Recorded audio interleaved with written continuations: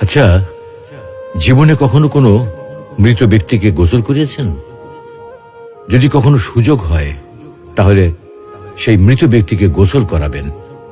তখন খুব কাছ থেকে দেখবেন মৃত মানুষের দেহটা কতটা অসহায় লাগে, মৃত্যুর পরে মানুষের দেহ কতটা ভয়ের কারণ হয়ে দাঁড়ায়।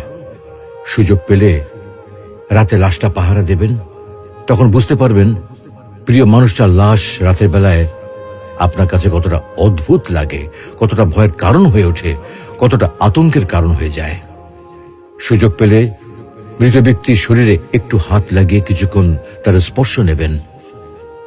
আপনি তখন উপলব্ধির সুযোগ পাবেন এই পৃথিবীতে বিশাল প্রভাব প্রতিপত্তি মৃত্যুর পরে কতটা নির্যাতনের রূপ নেয়। সুযোগ পেলে আপনজনদের লাশ কবরে নামাবেন খুব আগ্রহ নিয়ে।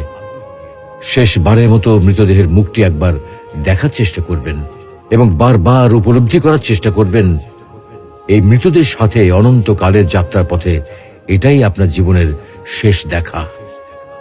সুযোগ পেলে মাঝে মধ্যে কবরস্থানে গিয়ে নীরবে কিছুক্ষণ দাঁড়াবেন। এরপর মনে মনে চিন্তা করবেন জীবনের লাভ ক্ষতির হিসাব। এই মৃত মানুষগুলো এই পৃথিবীতে কি করে গেছেন, কাদের রেখে গেছেন। যাদের রেখে গেছেন তারা কি কখনো এই মৃত মানুষগুলোকে স্মরণ করার জন্য কবরস্থানের আশেপাশে একটি বারের জনকে দেখতে আসে? আমাদের জীবনটা বড় অদ্ভুত, বৈচিত্র্যময়।